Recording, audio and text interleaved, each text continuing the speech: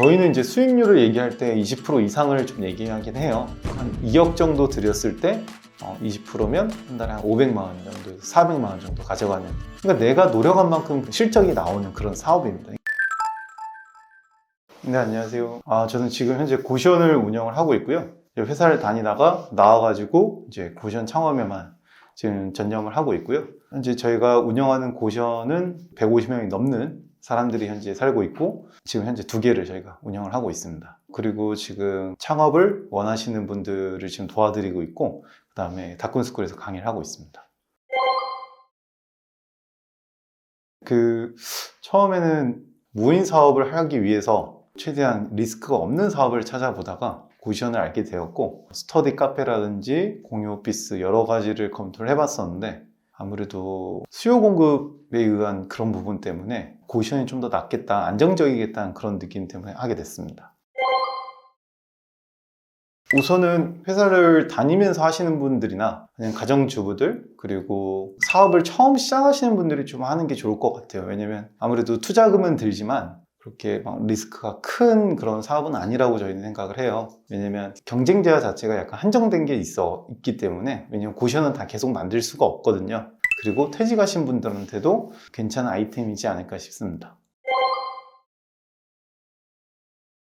처음에 이 사업의 이제 그 본질 자체가 좋은 매출이 나오기 위해서 해야 하는 것들이 몇 개가 있는데요. 이것도 아무래도 사업이다 보고 자영업이다 보니까 마케팅이 굉장히 중요한 요소예요. 네, 그런 부분을 제외하고 내가 그냥 이거를 오피스텔이나 원룸처럼 사서 그냥 월세를 놓으면 되겠지. 그런데 그렇게 해서는 이게 쉽지가 않습니다. 왜냐면 원룸이나 오피스텔 같은 경우는 부동산 중개인이 있는데, 고시원은 부동산 중개인이 따로 이렇게, 그러니까 손님을 대하는 중개인이 본인이 되거든요. 그런 다른 점 때문에 아무래도 본인이 그거를 직접 홍보를 하고 마케팅을 해야 하는 그런 역량이 굉장히 중요합니다.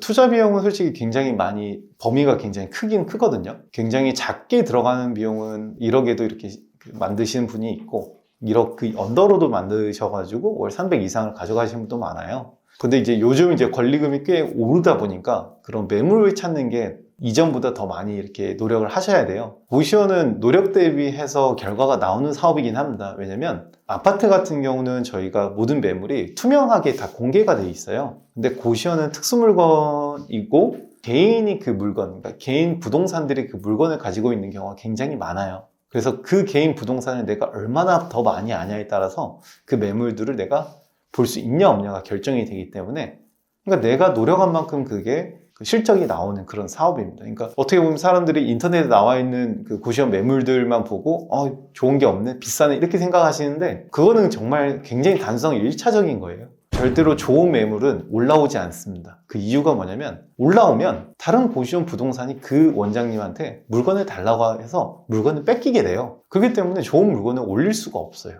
그런 약간 이 사업의 폐쇄적인 부분, 이 사업의 특징이죠. 그런 특징이 있어가지고 이거를 좀 이해를 하셔야지 고시원 사업을 이해를 하는데 더 도움이 되실 겁니다. 저희는 이제 수익률을 얘기할 때 20% 이상을 좀 얘기하긴 해요. 예전에 저희가 30%, 40% 이렇게 평균적으로 나던 시장에서 조금은 떨어져 있는 게 맞아요. 한 2억 정도 들였을 때 20%면 6천만 원이니까 한 달에 한 500만 원 정도에서 400만 원 정도 가져가는 그런 구조를 가지고 들어오는 게 좀 낫습니다. 고시원이 조금 특징 중에 하나가 뭐냐면, 내가 돈이 들어간 돈을 어느 정도 회수하고 나가겠다 이게 아니고, 내가 있는 거에서 수익성을 높이면 아무래도 내 매물이 더 좋아지는 특성이 있어요. 그렇기 때문에 저희는 투자금 회수를 몇 개월로 본다 이렇게 보는 거는 그렇게 맞지는 않을 수 있는 것 같아요. 세 파트로 나누면 매물이랑 계약을 보는 눈이 좀 있어야 하고요. 그러니까 어떤 매물이 좋은 거고, 어떤 사람들을 데려올 건지, 어떤 입지가 좋은지, 그게 다 매물에 대한 거예요. 그 매물을 그리고 계약하는 부분 굉장히 중요하고요. 두 번째는 인테리어를 할지 말지 결정하는 거. 그러니까 무조건 돈을 다 드리는 게 좋은 건 아니거든요. 어떤 데 같은 경우는 그냥 인테리어를 조금만, 앞에 있는 데코타일만 좀 바꾸고 문 색깔만 바꾸고 간판만 바꿔가지고 1,000만 원도 안 들여서 진행하는 데가 있고, 또 어떤 데 같은 경우는 전체를 다 바꿔서 하는 경우가 있고, 그게 다 각각의 타겟마다 다 다르거든요. 그러니까 내가 이 사업을 했을 때 어떤 사람들이 유입이 되고 그 사람들에 맞춰서 내가 만들겠다라고 하는 게 그 인테리어적인 부분이라서 그게 두 번째로 중요하고, 세 번째는 이제 마케팅입니다. 마케팅은 이 전체적인 기획을 마지막으로 보여주는 거라고 이제 얘기할 수 있는 건데, 내가 어떻게 기획했고 어떤 사람을 데려와서 이런 인테리어를 해서 어떻게 홍보를 하고 설득을 할 거냐, 이게 굉장히 중요한 게 마케팅이잖아요. 그래서 그 세 가지가 굉장히 중요하다고 생각을 합니다. 지방에서도 분명히 수요가 있는 부분 같은 경우는 괜찮은 것 같더라고요. 직장인이 많은 곳이 상당히 괜찮습니다. 왜냐면 대학교만 있는 곳은 조금 수요가 방학 때 많이 빠지거든요. 그런데 직장인이 많은 곳 같은 경우는 분명히 그 수요가 있어요. 근데 그 수요라는 게 뭐냐면, 현재 저희가 뭐 쉐어하우스라든지 고시원, 그리고 에어비앤비 이런 부분이 뜨는 이유가 뭐냐면, 일반적인 사람들은 이런 데를 이용하는 게 무슨 여행 갈 때 쓰나 약간 이렇게 생각을 하지만, 출장을 가거나 이런 사람들이 굉장히 많아요. 교육을 받는다든지 단기에 대한 수요가 굉장히 많아요. 현재 부동산 시장에서 오피스텔이나 원룸 같은 경우는 단기 시장은 조금 하기는 어렵잖아요. 물론 뭐 에어비앤비로 바꿀 수는 있겠지만 단기 시장이 아니기 때문에 단기에 대한 수요들을 이런 저희 고시원이나 이런 부분에서 충분히 충당을 하실 수가 있어요. 그리고 고시원 같은 경우는 관리비나 이런 부분도 본인이 내는 돈이 없기 때문에, 내가 와가지고 한번 지내려면 뭐 침대도 사야지, 인터넷도 깔아야지, 뭐 책상도 사야지, 그 부수적인 것들이 굉장히 많은데 여긴 다 제공을 해주고 뭐 식사도 제공을 해준단 말이에요. 굉장히 가성비적인 면에서 사람들이 선호를 많이 합니다. 그러니까 이 사업이 계속 올라간다고 생각하는 건 아니에요, 저도. 근데 중요한 거는 분명히 서울에 있는 집값이나 경기도 집값이나 지금 많이 떨어지긴 했지만 월세가 그렇게 떨어지지는 않거든요. 거기다가 분명히 그런 수요들은 분명히 있고, 더 중요한 거는 고시원은 공급이 막혀 있는 부분도 있기 때문에 내 경쟁자들이 쉽게 이렇게 많이 나오진 않거든요. 어떤 사업이든지 예전에 스터디 카페나 공유 오피스가 조금 어려웠던 점 부분들이 그런 거였던 것 같아요. 그러니까 내가 스터디 카페를 딱 했는데 너무 잘 되고 동네에 소문이 나니까 옆에다 또 바로 차리는 거죠. 근데 처음에 제가 차렸을 때는 1억 가지고 조그맣게 하고 깔끔하게 차렸는데 잘 됐어. 소문이 나는데 옆에서 2억, 3억을 가지고 시설을 엄청 예쁘게 만들어 버리는 거죠. 그럼 제가 질 수밖에 없는 거거든요. 그게 어차피 시설 사업이 제일 힘든 게 그거예요. 나보다 훨씬 더 좋은 퀄리티로 시설을 만든다. 근데 고시원 같은 경우는 아직까지 들어오는 진입장벽도 있고 원래 가지고 있으신 분들 잘 안 파는 것도 많아요. 옛날 고시원들, 그러니까 그런 고시원을 운영하시는 분들이 그래도 거기서 한 달에 200만 원 이상, 300만 원 이상 연금처럼 받고 있기 때문에 그런 고시원은 잘 안 내놓습니다, 실적으로. 그리고 새로 만드는 건 더더욱 어렵고요. 그렇기 때문에 진입장벽이 어느 정도 있다고 저는 생각을 합니다. 가장 좋은 거는 제가 봤을 때는 그 주변에 있는 고시원을 하시는 분들을 찾아가는 게 굉장히 좋고요. 저는 이제 잘 되는 고시원을 찾아가라고 꼭 말씀을 드려요. 고시원도 굉장히 여러 개가 있지만 잘 되는 고시원을 찾아가서 그 사람한테 배울 수도 있는 거고요. 아니면 기관이 꽤 있어요. 이렇게 고시원 강의를 하시는 분들이, 그분들의 강의를 듣고 시작을 하셔도 됩니다. 물론 강의를 하시는 분들마다 특성이 다 달라요. 어떻게 해서 사람을 모으고 어떤 사람들을 타겟으로 하느냐가 다 다르기 때문에 여러 강의를 듣고 내가 맞다라고 생각하는 거에랑 진행을 하시면 될 것 같아요. 그 홍보를 한다 그래가지고 처음부터 무슨 나는 마케팅이나 뭐 세스 고딘의 책이라든지 아니 이런 부분을 보는 것부터 시작할 수는 없어요. 뭐 내가 갑자기 핑크 펭귄을 이긴다고 해가지고 마케팅 박사가 되는 것도 아니고, 저희가 말씀드리는 몇 가지가 있어요. 그러니까 뭐 플레이스라든지 블로그, 그리고 고방, 루벤스페이스, 한 이 정도로 4가지를 본다면 플레이스를 세팅을 잘 할 수 있는 어떤 그런 전자책을 읽거나 하나의 분야에서 클리어를 하고 그 다음에 블로그를 또 알려주거나 아니면 블로그를 강의하시는 분들이 굉장히 많거든요. 그런 분들한테도 블로그를 좀 배우고 이 2가지만 우선 가고 나서 또 고방이랑 그 다음에 루멘스페이스를 해보시는 게 굉장히 중요하다고 생각을 해요. 물론 이 4가지를 내가 조금 잘 유용하게 이용을 했을 때 그 다음에 내가 사람들을 받기 시작하면 옆에 있는 경쟁업체들이 또 사람을 받는 게 보이실 거예요. 그렇게 보면 내가 좀 더 확장이 되는 거거든요, 사고가. 아, 얘는 이렇게 하니까 좀 더 잘 받는구나. 아, 이런 글을 썼을 때 사람들이 더 좋아하는구나. 그게 조금씩 확장이 돼요. 그 확장을 시키면서 저희가 마케팅 사고가 느는 거지, 처음부터 뭐 굉장히 어렵게 막 어려운 책을 보고 저는 그렇게는 안 된다고 생각을 해요. 저도 처음에 그랬고, 책을 막 저는 엄청 많이 샀었는데 처음에는 그게 이해도 안 되고, 되게 마케팅 오래 하신 분들의 얘기를 저희가 한 번도 안 해본 사람들이, 툴 하나도 모르는 사람들이 그거를 이해할 수 있다는 건 절대 아닌 것 같아요. 그러니까 약간 그런 거 있잖아요. 곱셈을 알아야지 그 다음 미적분도 하고 저희가 그 다음 넘어가는 것처럼 가장 기본은 그냥 플레이스랑 블로그 그 두 가지를 내가 어느 정도 기술적으로 배우고 그 다음에 마케팅을 공부하는 게 어느 정도 마케팅을 이해하고 이쪽 사업에서 잘 되는 그런 방법이라고 생각을 합니다.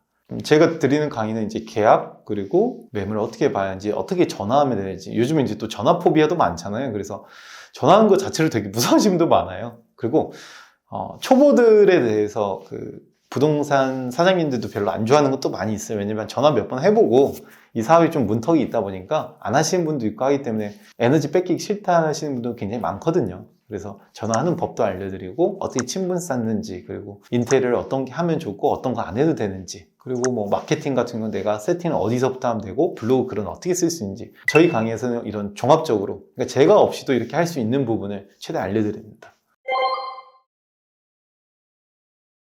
우선 매물 볼 때 가장 중요한 게 이게 아무래도 부동산적인 면이 제일 큽니다. 그러니까 매물을 가져가서 그 매물 안에서 사람들이 오는 거 그리고 뭐 그러니까 입지라든지 그 다음에 내가 얼마나 인테리어를 해야 하냐 돈이 들어가야 하는지 설비는 얼마나 됐는지 이런 1차적인 내용이 있고 2차적인 내용은 그 매물이 혹시 위험한 부동산은 아닌지 계약서에 혹시 그 독소 조항은 없는지 그게 2차적인 약간 분석이에요. 이런 것들을 내가 공부하지 않고 만약 이 사업에 들어오게 되면 볼 수 있는 게 별로 없어요. 그거는 이제 고시원 부동산 사장님들이 얘기하는 것만 보고 믿고 들어오기 때문에 거기에 이제 여러 가지 독소 조항이 있을 때 본인이 그거를 깨우치기는 굉장히 힘듭니다. 그리고 거기에 대한 모든 결론은 1년 후, 2년 후에 본인이 알게 되거든요. 처음에는 알지 못해요. 그렇기 때문에 그게 위험하다는 거고 그 다음에 실제로 그냥 매물만 봤을 때는 제일 중요한 게 아무래도 입지나 그리고 그 주변에 경쟁 고시원들이 얼마나 있는지 그리고 내 집이랑 조금 처음 했을 때는 가까운지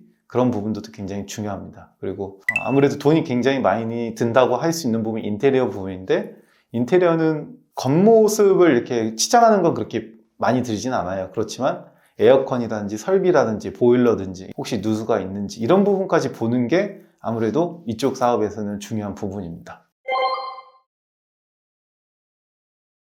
인테리어는 무조건 본인이 한번 공부를 하는 게 좋고요. 인테리어도 저도 비슷한 것 같아요. 왜냐면 고시원 인테리어를 하는데 어떤 굉장히 큰 회사에다 이렇게 맡기기는 좀 부담스러울 거예요. 저희가 이제 들어가는 그 수익률이라는 게 다 있기 때문에 도배, 장판, 뭐 페인트 이런 모든 공을 다 가지고 있는 인테리어 회사는 굉장히 큰 거고 그렇게 맡길 수가 없기 때문에 아무래도 저희가 처음 시작할 때는 턴키로 많이들 하시는데요. 제가 봤을 때는 제일 좋은 거는 주변에 이제 그 고시원 해보셨던 분들 믿을 수 있는 사람이 굉장히 중요하거든요. 왜냐면 인테리어가 굉장히 쉬울 것 같지만 쉽지가 않아요. 그러니까 업자들도 굉장히 많고 좋은 업자들도 많지만 안 좋은 업자들도 많고 저 같은 경우도 처음에 시작을 했을 때는 그렇게 좋은 업자를 만났던 건 아니어서 굉장히 고생도 많이 하고 그랬거든요. 그렇기 때문에 좋은 업자를 찾고 그리고 그 전에 고시원 원장님들한테 실제로 그런 조언을 받는 게 굉장히 중요합니다. 저 같은 경우도 시작하기 전에 정말 많은 고시원들을 돌아다니면서 인테리어를 보기도 했고 어떻게든 그 원장님이랑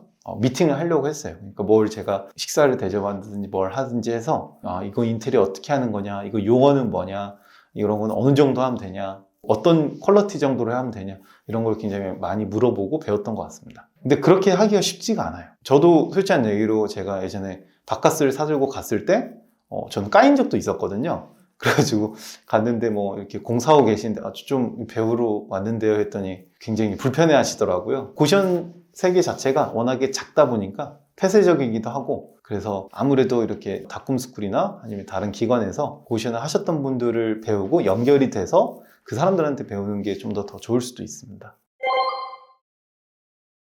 중요한 거는 본인이 이 사업을 운영하는 세팅, 시스템을 본인이 다 알고 있으면 회사에 있으면서 충분히 가능합니다. 지금 그렇게 하신 분도 분명히 있고요. 내가 어떤 사건이 났을 때 거기를 어떤 설비를 동네에서 설비를 불러야 하고 어떤 전기업체를 불러야 하고 청소 아주머니께 어디까지 내가 부탁해야 할지 그런 걸 알고 있는 거잖아요. 실질적으로 저희가 업무라는 게 딱 두 가지예요. 청소하고 비품 채우고 그냥 굉장히 루틴하게 하는 업무. 그게 첫 번째고요. 두 번째가 뭐냐면 룸투어를 하거나 아니면 입실자들이 민원이 있을 때 민원을 해결해 주는 거예요. 그 뭐 냉장고를 빼주세요, 냉장고를 넣어주세요, 갑자기 이게 고장났어요, 뭐 전기가 나갔어요. 근데 이런 거는 갑자기 발생되는 그런 사건들이잖아요. 근데 그 사건이 발생했을 때 제가 어떤 분한테 연락해서 이거를 좀 도와달라고 얘기할 수 있고, 아니면 그 주변에 있는 철물점이랑 계약을 맺어서 건당 2만 원씩, 건당 15,000원씩 그런 식으로 저희가 세팅을 할 수도 있는 부분이에요. 저 같은 경우는 그걸 최대한 세팅을 해놓고 그 사람들이 가서 해줄 수 있게 그렇게 하다 보니까 여러 군데를 할 수가 있었거든요. 제가 처음에 집 근처에 하시라는 이유가 딱 이런 부분이에요. 본인이 처음에는 거의 매일 가보고 뭐 이틀에 한 번씩 가보면서 고시원의 그런 사업을 조금 배우고 내가 직접 다 하나씩 해봐야 하는 게 있어요. 근데 그거 하고 나서는 이제 어떻게 보면 청소 아주머니를 쓸 수 있는 거고 총무님을 쓸 수가 있는 거거든요. 저 같은 경우는 최대한 그 시간을 많이 줄였고 지금은 뭐 일주일에 한두 번 정도 가는 걸로 그렇게 세팅을 해놓고 있습니다. 고시원 창업의 장점 같은 경우는 아무래도 이게 시설 사업이고 어느 정도 돈이 들어가는 사업이다 보니까 경쟁자가 막 많이 붙거나 그러지는 않는 것 같아요. 그러니까 젊은 경쟁자들, 마케팅을 잘하거나 약간 센스 있는 그런 약간 인테리어를 하더라도 약간 포식자 같은 그런 경쟁자들 많이 붙지는 않는 것 같아요. 조금 창업의 안정성이 있다라고 좀 생각을 하고요. 누구나 내가 어디서 정확히 배우면, 이 내용을 정확히 배우면 누구나 할 수 있다고 저는 생각을 하고요. 단점이라고 하면 약간 이런 건 있는 것 같아요. 이제 갑자기 무슨 일이 생기는 거. 왜냐면 아무래도 시설에서 사람들이 살고 있는 거잖아요. 그러니까 숙박이랑 같은 거죠. 갑자기 사람들이 무슨 일이 생길 수가 있는 거고. 그럴 때 갑자기 이제 전화가 받거나 그런 경우는 좀 단점일 수는 있죠. 근데 그런 것도 조금 노하우가 생기면 그런 일이 생길 때 내가 대비를 다 해놓거든요. 저 같은 경우도 갑자기 뭐 보일러가 다 꺼졌다 이러면 어디 보일러 아저씨 어디로 좀 가주세요. 우리 총무님 여기 가셔가지고 이거 꺼주세요. 그 다음에 뭐 2번, 3번을 이렇게 해주세요. 그 행동 리스트를 다 만들어 놔야 돼요. 투두 리스트 같은 거 있잖아요. 행동 리스트. 그런 걸 다 저희는 만들어 놓거든요. 그래서 뭐 종이 울리면 뭐 이걸 눌러라 이런 것들. 근데 그걸 최대한 만들어 놓을 수 있는 거는 본인이 그걸 해봐야 하거든요. 내가 해봐야지 이런 일이 나는 거를 다 구체화를 시켜서 행동 리스트를 만들고 직원들한테 알려주고 그게 굉장히 중요한 것 같습니다. 저는 이게 사업에 대한 감각 이런 거는 솔직히 잘 모르겠어요. 그냥 그 막 사업적이라고 이렇게 보면 너무 큰 것 같고 이것도 그냥 자영업이라고 보면 좋을 것 같아요. 그냥 내가 내 시간 쪼개고 내 몸 쪼개서 뭐 임대 주는 거죠. 어떻게 보면 원룸 임대 주는 거를 한 30개 줄 수도 있는 거고 뭐 100개 줄 수도 있는 거잖아요. 근데 그거를 하다 보니까 조금 시스템을 이렇게 만들어 놓고 근데 만약에 내가 이제 집이 하나 있어서 월세를 놔요. 월세 놓는데 내가 거기다가 몇 번이나 가서 얘기를 하겠어요. 실질적으로 월세 놓는 어떤 부동산 하시는 분들이 그분들이 매일매일 컴플레인 하거나 나를 대하거나 그 접촉하는 건 아니거든요. 그냥 한번 처음 계약서 넣고 뭐 보일러 안 좋아요 하면 보일러 한번 고쳐주고 뭐 약간 이런 거거든요. 근데 이런 게 한 20개, 30개, 뭐 많게는 50개, 60개가 있는 거예요. 그러면 그 적재적소에 있는 사람들만 잘 배치를 하고 하면 그렇게 막 어려운 사업이라는 생각하지 않기 때문에 그냥 그런 정도의 자영업이라고 저는 보고 있습니다. 이게 아무래도 고시원을 제가 이제 뭐 4개 이상을 하다 보니까 고시원마다 다 특징이 달라요. 그러니까 어떤 부분 같은 경우는 정말 여성들만 받아야 하는 그런 특성이 있고 입지가 굉장히 좋은 부분이 있고 어떤 부분 같은 경우는 학생들을 받아야 하는 부분이 있고 어떤 부분은 5, 60대를 받아야 하는 것도 있고 또 어떤 거는 원룸텔만 있는 경우도 있고 어떤 건 미니만 있는 경우는 저는 있거든요. 그러니까 이게 고시원마다 다 특성이 다른데 강의하시는 분이 이걸 다 경험을 안 해보시면 다 이해를 못해요.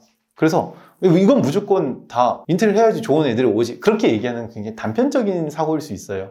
그러니까 제가 강의를 여러 군데 다녔던 이유는 그거였어요. 그분들이 어떤 고시원을 어떻게 운영하고 있는지가 나중에 보이더라고요. 이 사람이 인테리어 하라고 하는데 이 사람이 인테리어 왜 조금만 하라 그러지? 이런 거 있잖아요. 어떤 사람은 강남 쪽에 있는 것만 잡아서 돈 500만 원, 300만 원도 안 들고 자기가 그냥 막 페인트하고 뭐 데코탈 도배해가지고 이쁘게만 해갖고 하시는 분이 있고 어떤 분은 다 철거하고 하라는 부분이 있고 근데 제가 처음에는 이해가 안 갔는데 나중에 알고 보니까 본인 경험에서 그게 오더라고요. 내가 경험해본 거에 대해서 말을 할 수 있는 거더라고요. 저는 그래서 또 어떤 강사님 같은 경우는 미니는 절대 하지 마세요. 그거 하는 거 아닙니다. 저는 그래서 미니가 또 되게 안 좋은 줄 알았는데 또 어떤 강사님은 미니로 엄청난 수익을 내고 계신 거예요. 이게 그러니까 고시원이 아무래도 시설 사업이고 큰 돈이 들다 보니까 강사님들도 이걸 2개, 3개 해보신 분이 거의 없다는 거죠. 그리고 그 비슷한 매물만 해보는 거죠. 왜? 내가 경험해본 매물만 얘기할 수 있는 거니까. 저 같은 경우는 미니도 해보고 지방도 해보고 경기도도 해보고 원룸텔도 해보고 현재 제가 운영하는 거는 한 80개짜리, 70개짜리 이상, 한 150명 이상 제가 했을 때는 한 250명까지 사람을 받았으니까 아무래도 제가 이거는 왜 이렇게 되고 저건 왜 저렇게 되고 조금 그거를 구분 지어 드릴 수 있다? 그게 가장 큰 장점인 것 같아요. 아무래도. 고시원 사업이 아무래도 조금 문턱이 있는 사업이에요. 문턱이 있고 그렇기 때문에 오히려 경쟁자가 그렇게 많지 않은 사업이라고 저는 생각을 합니다. 그리고 충분히 현재 있는 여러 가지 사업들 중에서 안정성이라든지 수익성은 저는 정말 보장된 사업이라고 생각을 합니다. 대신 자기가 잘 준비하고 부동산 투자는 정말 눈 감고 하는 사람들도 많고 하거든요. 왜냐면 그게 뭐 그렇게 해도 올랐었던 때가 있으니까. 근데 이거는 그렇게 보시면 안 돼요. 이거는 부동산보다는 서비스 사업 쪽으로 더 보셔야 하고 운영 사업으로 보셔야 하기 때문에 좀 더 준비를 해서 오신 게 맞다고 저는 생각을 합니다. 고시원 사업 조금만 진짜 조금만 공부하시면 그렇게 어렵지 않은 사업이니까 한번 그 도전해 보실 분들은 도전해 보셨으면 좋겠고요. 본인이 그런 경제적 시간적 자유에 굉장히 가까워질 수 있는 그런 사업이라고 저는 생각합니다.